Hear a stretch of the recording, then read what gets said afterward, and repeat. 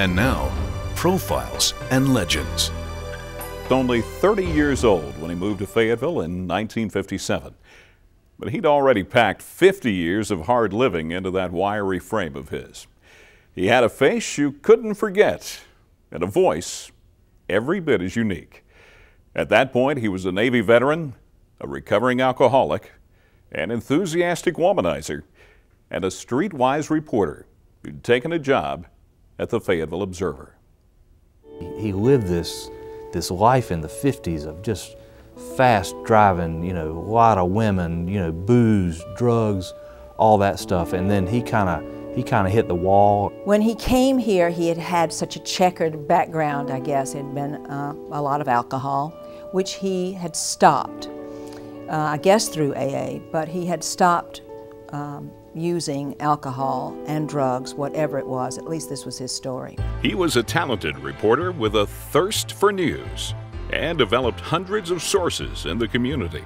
I think Pat had this ability with people, and reporting starts with a lot of it with people and relationships, and he could build a network, and so that he would have people calling him with stories. And that was one of his greatest strengths as a reporter, that he knew so many people and that so many of those people would talk to him. I think what set him apart was that he always researched everything and everybody. And I don't know how he found out everything about people, but before he talked to someone or as he was talking to someone, he knew everything about them. Not long after he started work at the Observer, one of the most important stories of his career unfolded just a few miles north of Fayetteville. A flatbed truck full of migrant workers had collided with a tractor trailer. 21 people died in the wreck.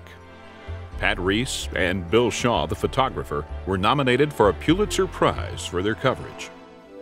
When he wasn't working at the paper, Pat pursued his other two interests. In 1961, he helped establish the Myrover Reese Fellowship Home, a halfway house for recovering alcoholics and drug addicts. To see him working with his men out there at his home, where he would be irascible, but they were his men.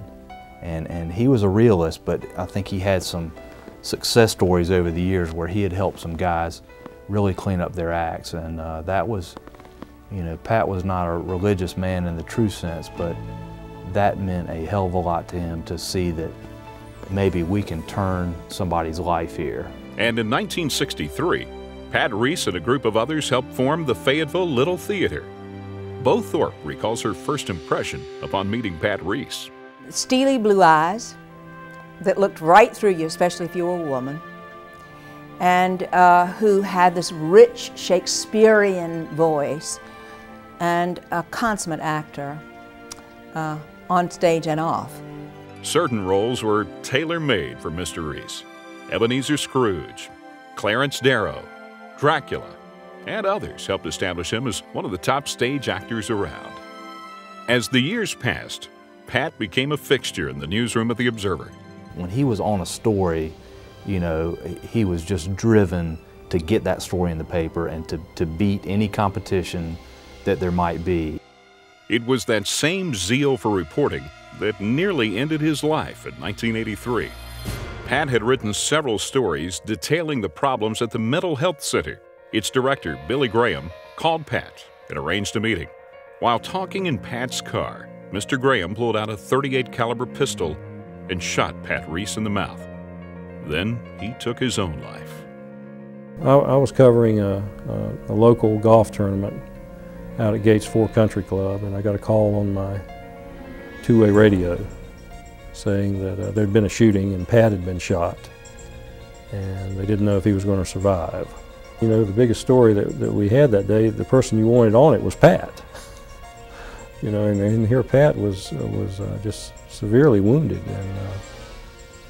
and you didn't have that. On the day that Pat was shot, it immediately went on all the radio stations around, and whoever it was came in to tell me about it.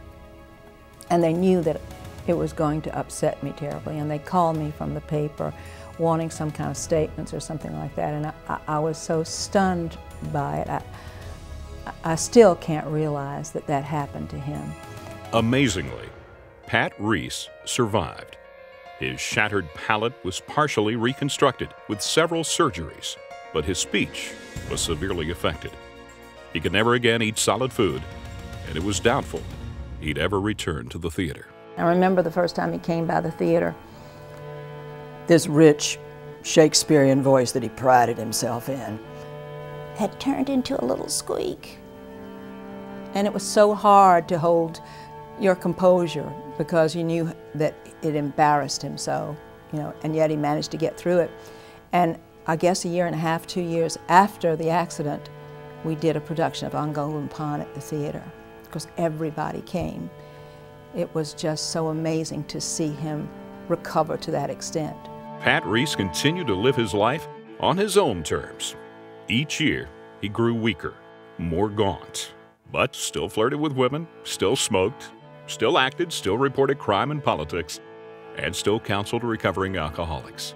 People don't really know what he went through.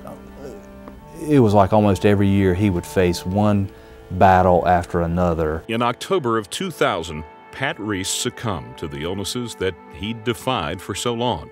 At his memorial service, held at the Cape Fear Regional Theater, his peers paid tribute to the man who chose the roles he wanted to play and played them well. You couldn't top Pat for his uniqueness because he was all good and all bad. He was all saint and all the devil. He was therefore about as interesting a man as you could know. Anybody who doubted him, all you had to do is look at his track record from way back in the 50s through the civil rights era to covering all these murders to nearly being killed himself to getting back out on the street and still breaking stories. What a great story. Amazing how one man could live essentially 3 lives and have such a tremendous impact in each and every one.